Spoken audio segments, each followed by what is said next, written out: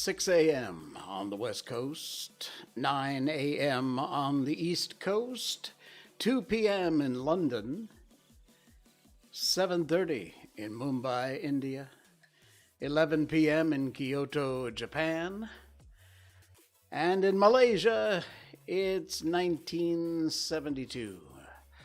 I'm Jay Sheldon. I'm not wearing pants. Welcome in, everybody. Hello, Facebook Live, YouTube Live, Twitch.tv Live, and Rumble.com. Yes, we are there. And we are also a podcast. You may be listening just after our live broadcast.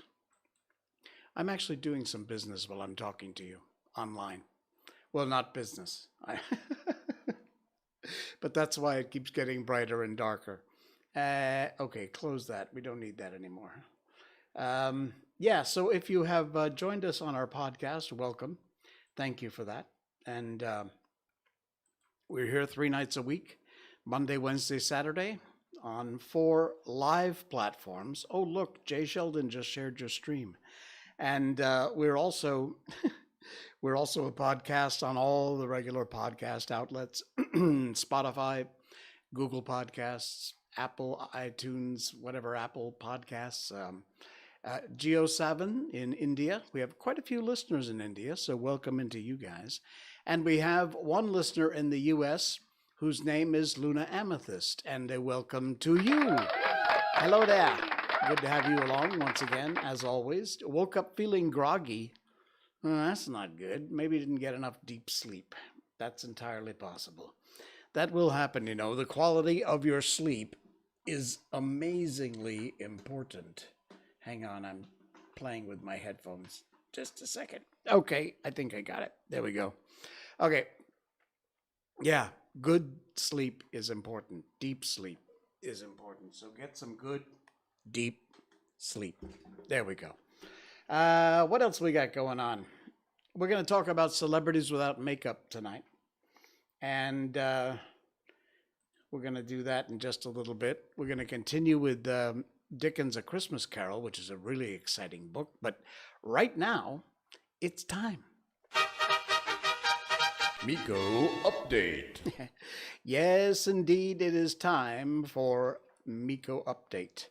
And Miko, sadly, is at it again.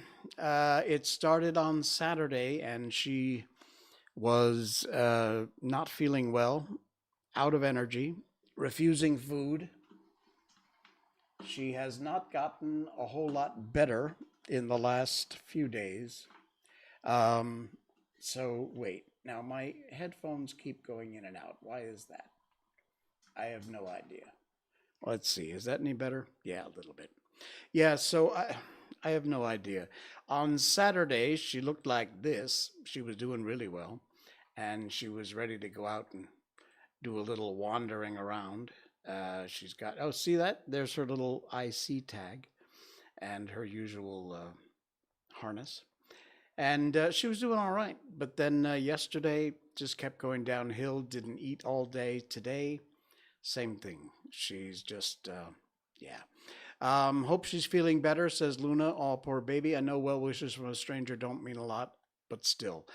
You know what, Luna? They do mean a lot. They really, really do, and thank you for that. I and Miko appreciate that very much. They do mean something. Well wishes are always welcome, and thank you for that. She just came in, but I don't want to pick her up because she's just not feeling all that well. But she's pretty much just been out of energy because she hasn't eaten in a couple of days. Oftentimes when this happens, she just suddenly gets better. You know, the bell rings and boom, she's done, and she starts eating and she's got energy. We'll just pray that that happens soon. So in the meantime, I'm dealing with vomit and diarrhea from Miko. Yay! Lots of fun. Not. Oh, goodness. Anyway, so yeah, that's our Miko update. All right, before we get into the celebrity thing, My friend Jeff posted this. It's a public post, but it really made me stop and think. What are we doing with these? Have you thought about that? What are we doing with these things? If you're listening on the podcast, I'm sorry, it's a visual. It's a visual of just a huge pile of hypodermic needles. Now, obviously, used needles is a giant biohazard. But you think about the numbers. Here in Malaysia alone, we are, 95% vaccinated?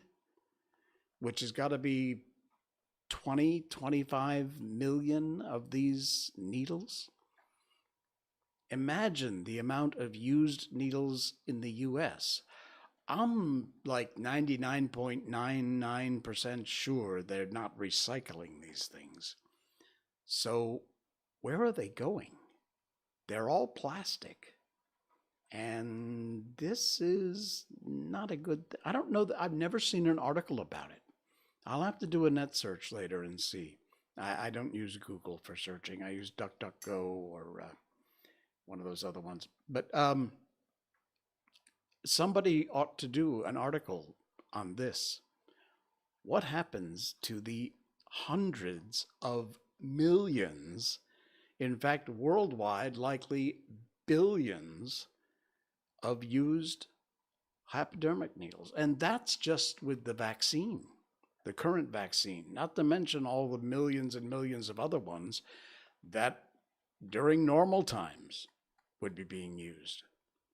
It's a good question. I don't know what the answer is, but scary to think about, especially since in the last year or so, we've increased our needle usage, 100,000-fold probably, or more. Hey, if you're on twitch.tv, go to the Jay Sheldon page in the About section. Check out our Miko merchandise. Yes, there you go. Our show logo. I'm holding up a cup if you're listening on the podcast. It's got Miko on one side. We got mouse pads, stickers, hoodies, t-shirts, caps, all kinds of cool stuff. It's on twitch.tv's Jay Sheldon NoPants page. Okay, our thumbnail tonight talked about this because I found this article. It's in the show notes. If you, again, forgive me because I got to rearrange some stuff here. There we go. It's in our show notes. Celebrities caught without makeup. You will not believe some of these pictures. A celebrity's persona, this is from yoursportspot.com, links in the show notes. A celebrity's persona is as important as the music they make or the movies they're in. And the advent of social media, just about any photo taken of a celebrity by any passing stranger can alter their image forever. And there's a new online trend taking the internet by storm, which is celebrities without makeup, under the hashtag, either hashtag no makeup or hashtag woke up like this, showing they're just real people like everyone else. Adele, hello from the other side. Well, here's the other side. Wow, look at this.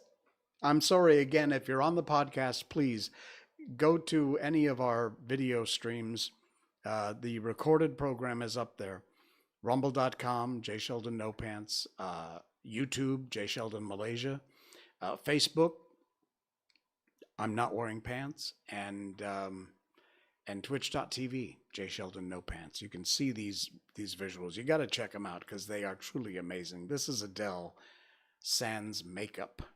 And there, of course, is what Adele normally would look like. How about Tyra Banks? Celebrities rely on their image. It's safe to say Tyra Banks on her image more than almost anyone else. And there she is.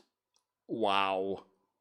Talk about smoky eyes and not smoky eyes. Oh my goodness, this is incredible. Of course, she's also mugging for the cameras, so that doesn't help.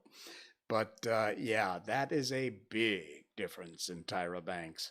Eva Longoria, beautiful woman, absolutely beautiful. But there's a candid of her without makeup on. Look at the difference. Truly amazing, insane. Amelia Clark from Game of Thrones. There she is. Actually, she's very beautiful without makeup. She's just as stunning, I think. That's incredible. Cindy Crawford. I have a personal story about Cindy Crawford. Back in the 80s and 90s, she used to repeatedly grace the cover of Vogue, W, People, Harper's Bazaar, Elle, Cosmo, Allure, as well as fashion campaigns for Versace, Calvin Klein, The Gap, Revlon. Well, there is the dear Ms. Cindy Crawford with and without makeup. Cindy Crawford was promoting something, and I cannot remember what it was, but she came to Kuala Lumpur here in Malaysia, and I was directing a show at the time. I'm trying to remember the name of the show.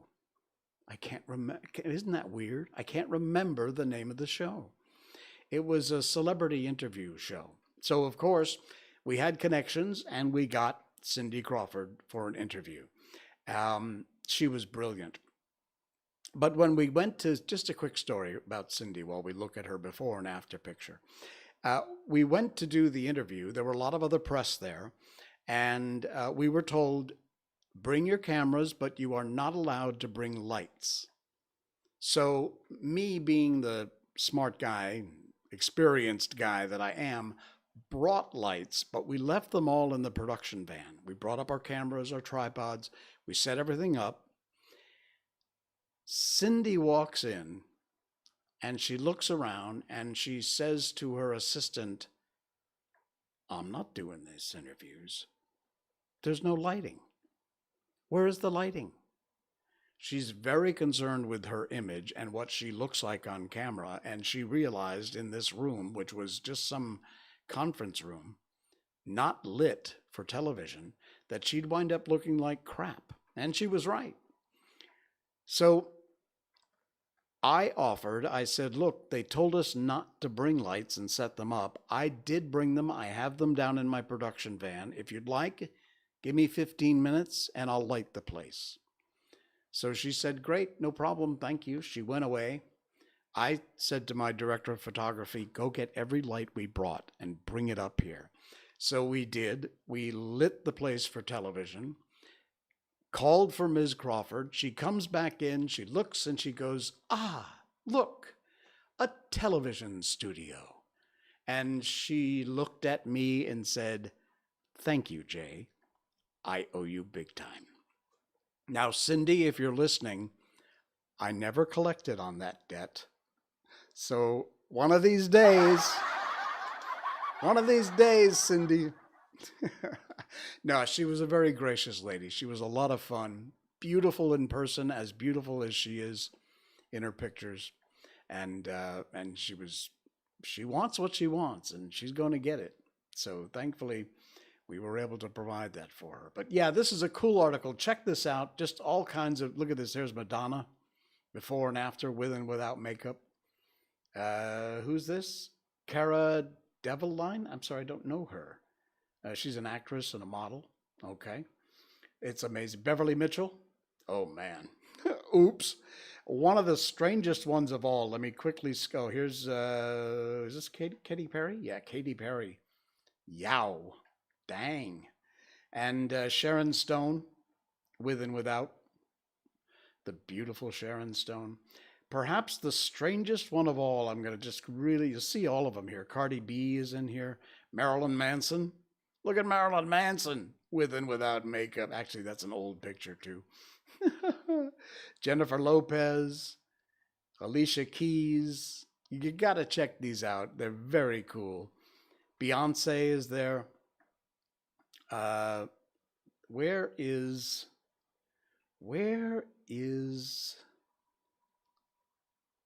Shakira? Miley Cyrus? Come on. Lady Gaga. There you go. Take a look. Wow.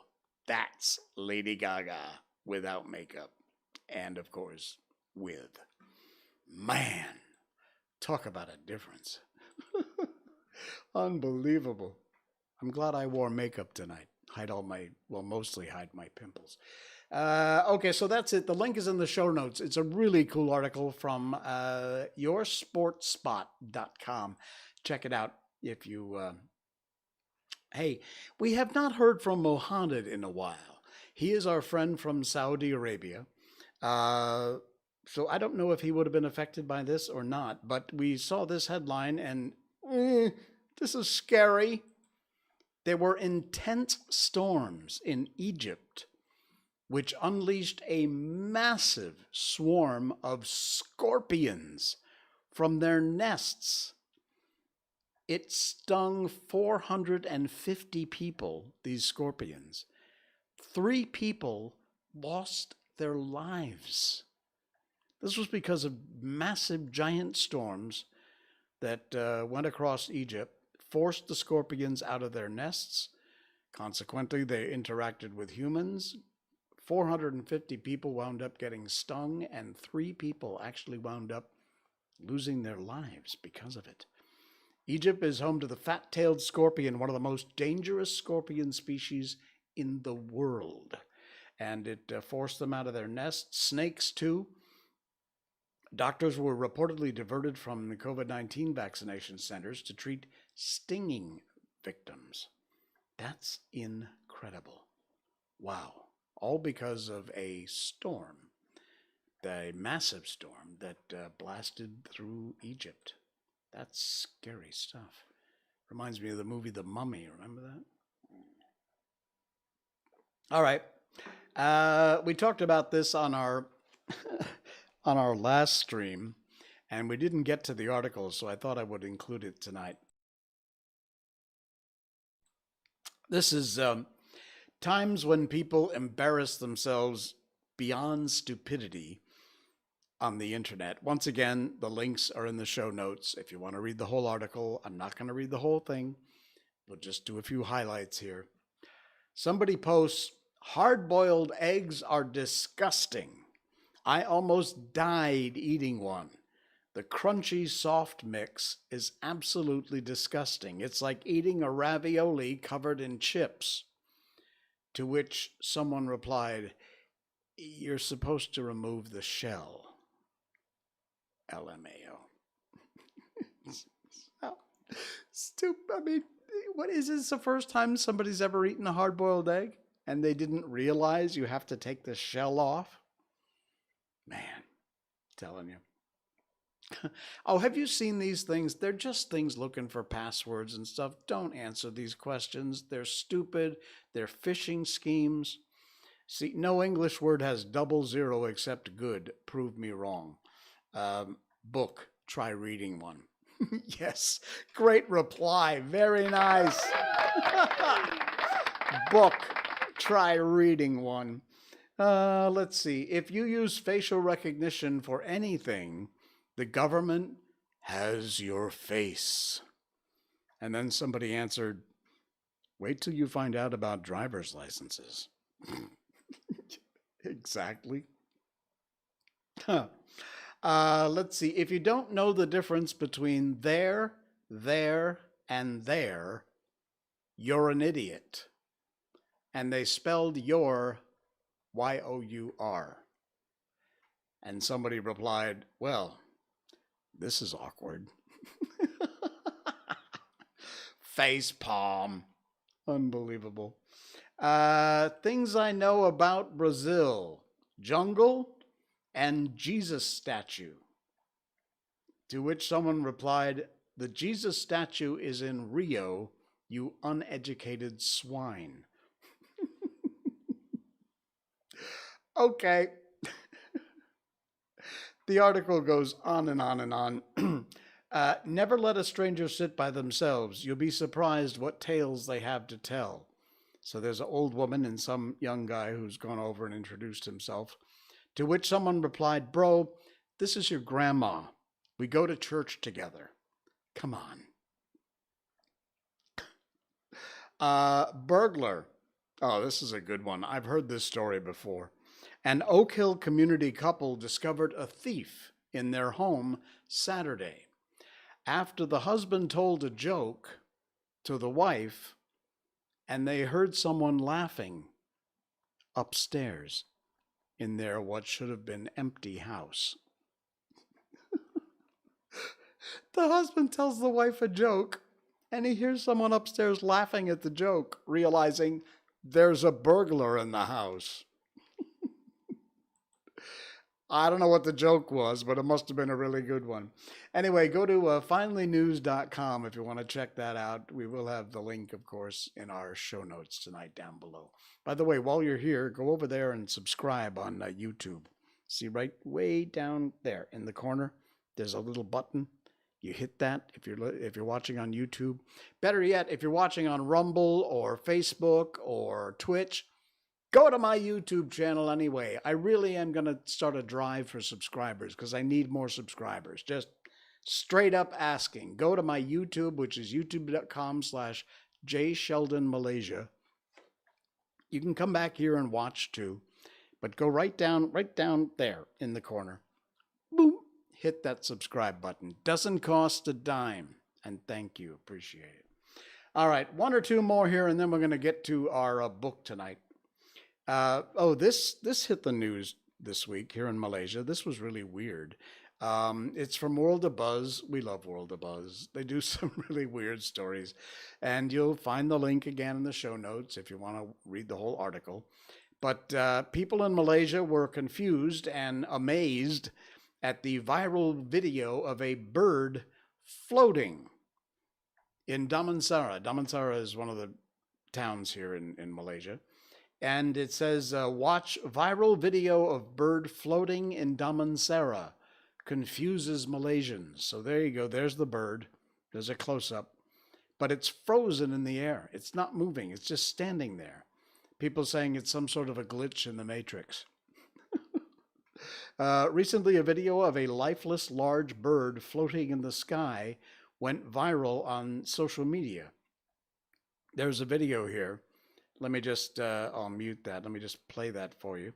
And you'll see there's the Bomba, the fire department from Malaysia, that are trying to raise a large pole. And there you can see the bird. I don't think the pole's quite long enough there. But you'll see as it spins, it's just frozen. There's the head and the wings up in the air, and the body, the tail, just like that. Well, as it turns out, it was an eagle, and it was not dead.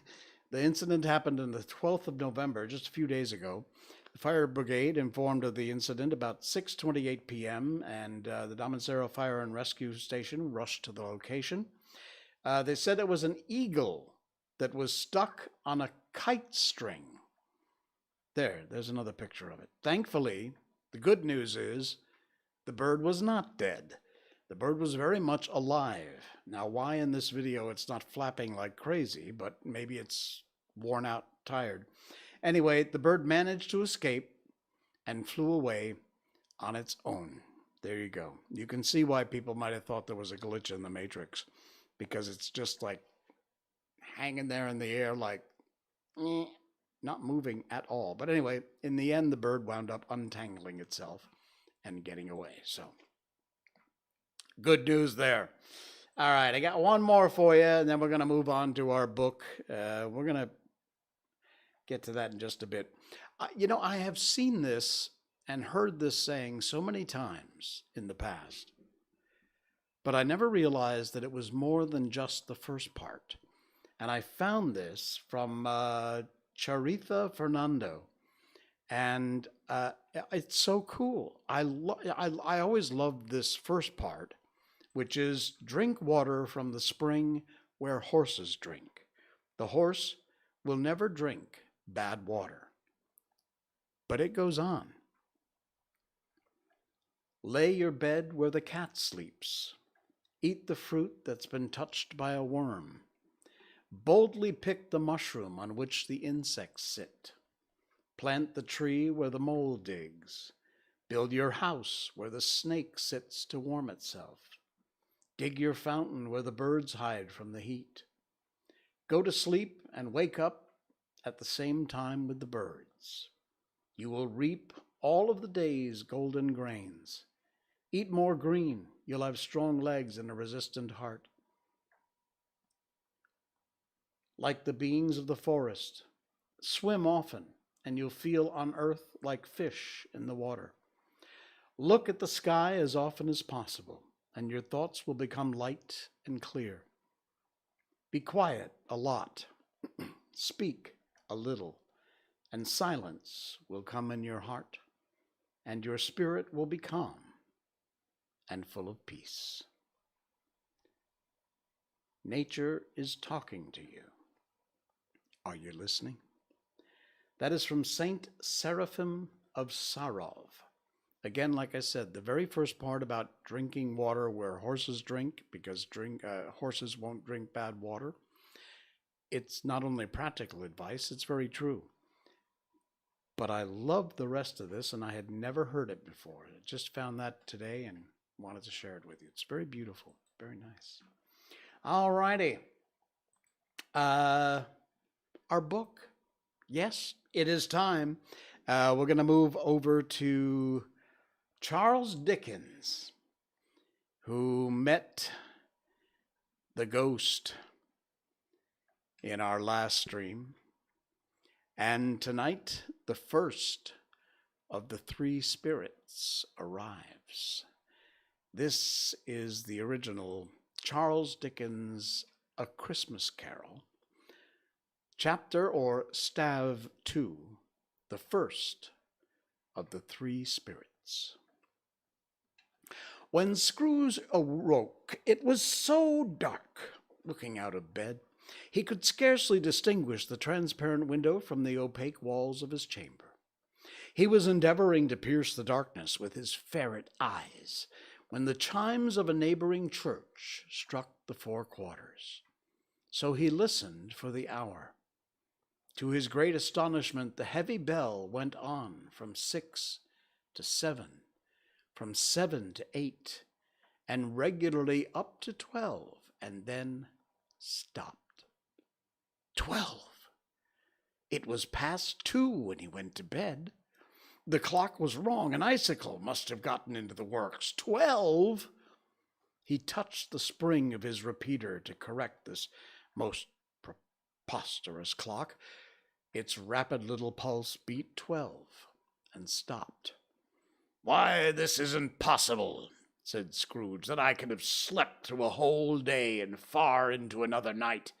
It isn't possible that anything has happened to the sun, and this is 12 at noon." The idea being an alarming one, he scrambled out of bed and groped his way to the window.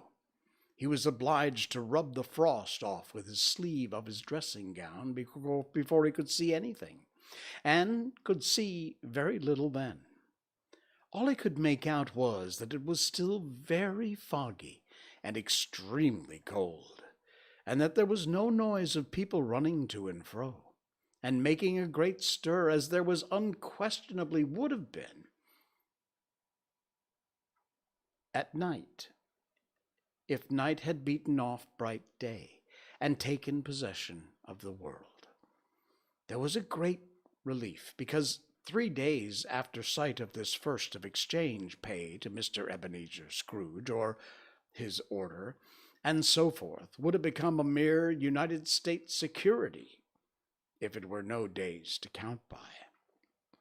Scrooge went to bed again, and thought, and thought, and thought it over and over, and could make nothing of it.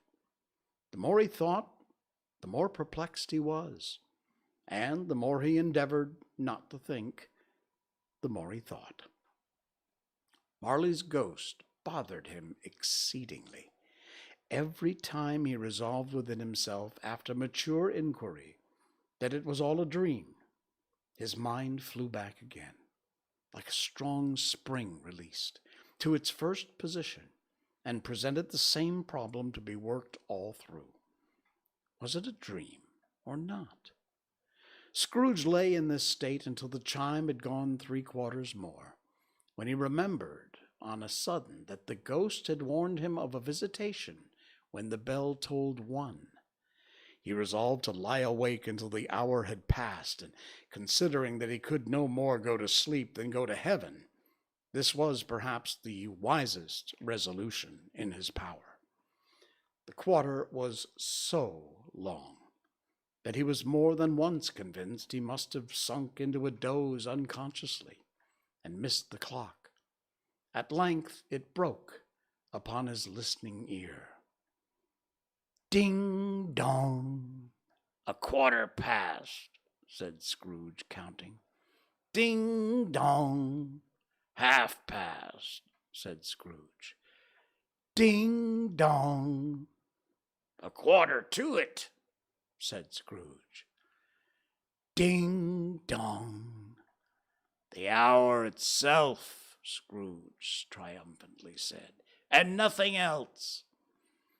He spoke before the hour bell sounded, which it did now with a deep, dull, hollow, melancholy 1. Lights flashed up in the room upon the instant, and the curtains of his bed were drawn.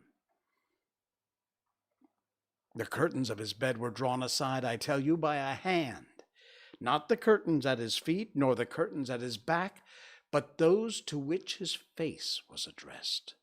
The curtains of his bed were drawn aside, and Scrooge, staring up into a half-recumbent attitude, found himself face to face with the unearthly visitor who drew them. As close to it as I am to you now, I am standing in the spirit at your elbow.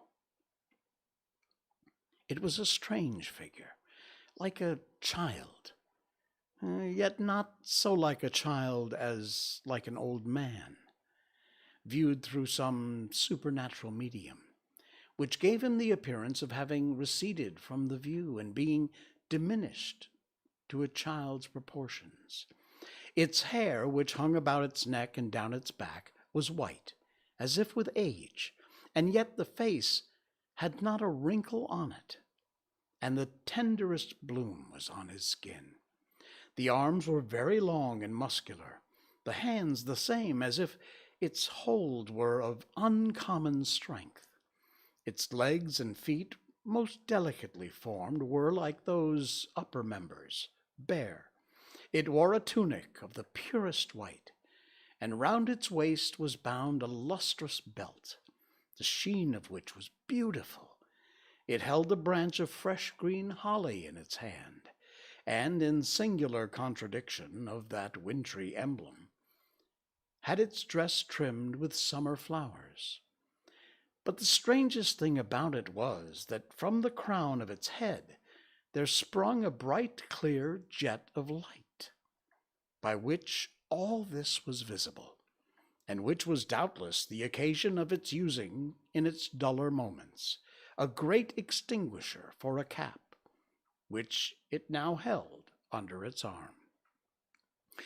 Even this, though, when Scrooge looked at it with increasing steadiness, was not its strangest quality, for as its belt sparkled and glittered, now in one part and now in another, and what was light one instant at another time was dark, so the figure itself fluctuated in its distinctness, being now a thing with one arm, now with one leg, now with 20 legs, now a pair of legs without a head, now a head without a body, of which dissolving parts no outline could be visible in the dense gloom wherein they melded away. And in the very wonder of this, it would be itself again, distinct and clear as ever. Are you the spirit, sir, whose coming was foretold to me? Asked Scrooge. I am. The voice was soft and gentle, singularly low, as if, instead of being so close beside him, it were at a distance. Who and what are you? Scrooge demanded. I am the ghost of Christmas past. Long past? inquired Scrooge, observant of the dwarfish stature. No, your past. Perhaps Scrooge could not have told anybody why, if anybody could have asked him, but he had a special desire to see the spirit in his cap, and begged him to be covered. "What?" exclaimed the ghost. "Would you so soon put out with worldly hands the light I give? Is it not enough that you are one of those whose passions made this cap, and force me through whole trains of years to wear it low upon my brow?" Scrooge reverently disclaimed all intention to offend, or any knowledge of having wilfully bonneted the spirit at any period of his life.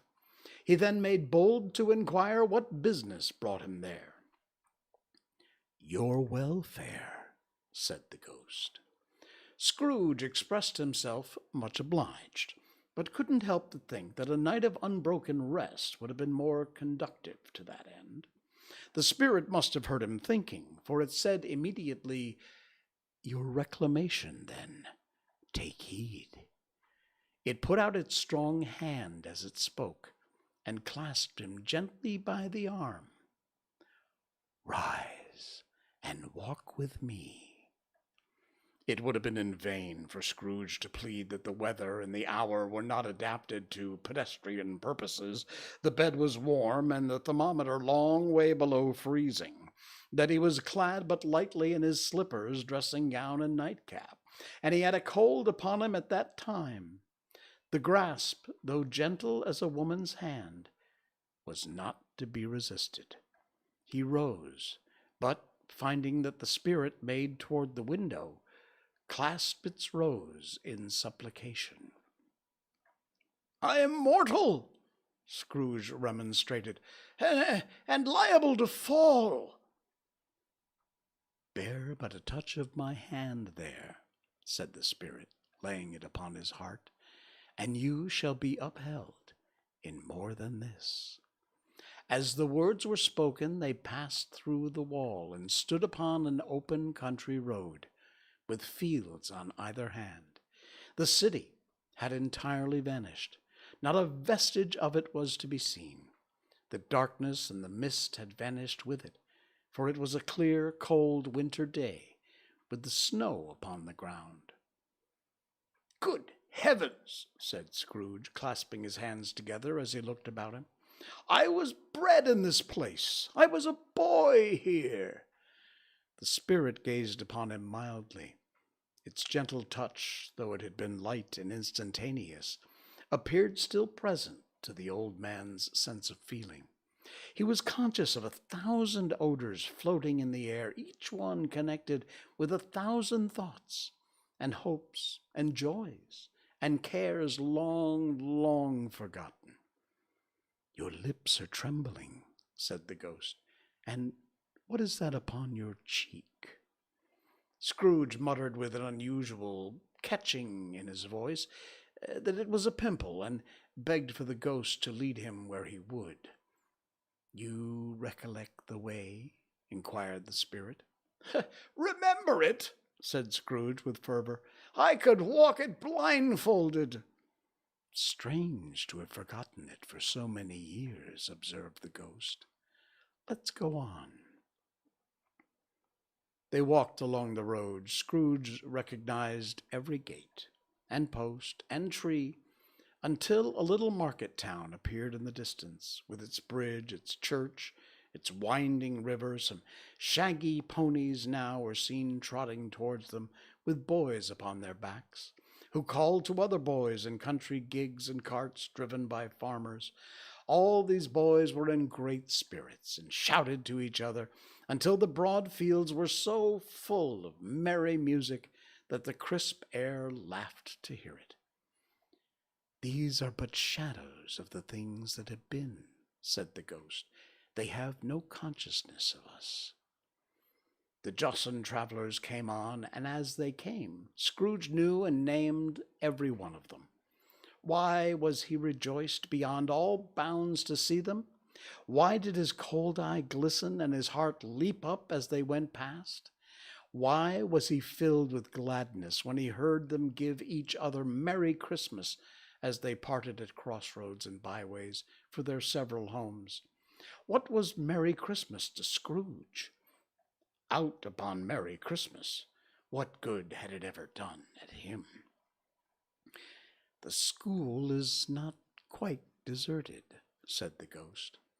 A solitary child, neglected by his friends, is left there still. Scrooge said he knew it, and he sobbed. They left the high road by a well-remembered lane, and soon approached a mansion of dull red brick, with a little weathercock-surmounted cupola on the roof and a bell hanging on it. It was a large house, but one of broken fortunes, for the spacious offices were little used, their walls were damp and mossy, the windows broken, and their gates decayed. Fowls clucked and strutted in the stables, and the couch houses and sheds were overrun with grass.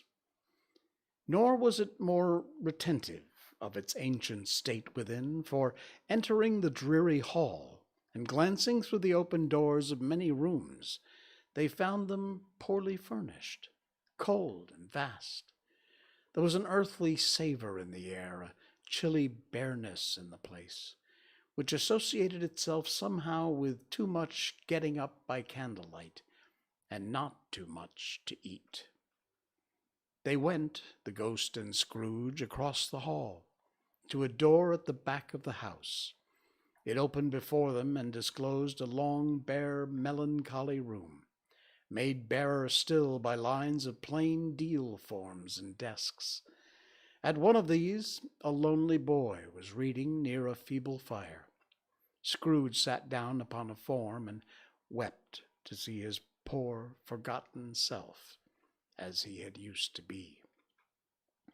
Not a latent echo in the house, not a squeak and scuffle from the mice behind the paneling, not a drip from the half-thawed water spout in the dull yard behind, not a sigh among the leafless boughs of one despondent poplar, not the idle swinging of an empty storehouse door, no, not a clicking in the fire, but fell upon the heart of Scrooge with softening influence, and gave a freer passage to his tears. The spirit touched him on the arm, and pointed to his younger self, intent upon his reading. Suddenly a man in foreign garments, wonderfully real and distinct to look at, stood outside the window with an axe stuck in his belt, and leading by the bridle an ass laden with wood. "Why, it's Ali Baba!" Scrooge exclaimed in ecstasy. "It's dear old honest Ali Baba! Yes, yes, I know. One Christmas time, when yonder solitary child was left here all alone, he did come, for the first time, just like that. Ah, poor boy! And Valentine," said Scrooge, "and his wild brother Orson. There they go. And what's his name? Who was put down in his drawers asleep at the gate of Damascus? Don't you see him? And the Sultan's groom turned upon himself upside down in the Genji. There he is upon his head. Serves him right. I'm glad of it. What business has he to marry to the princess?"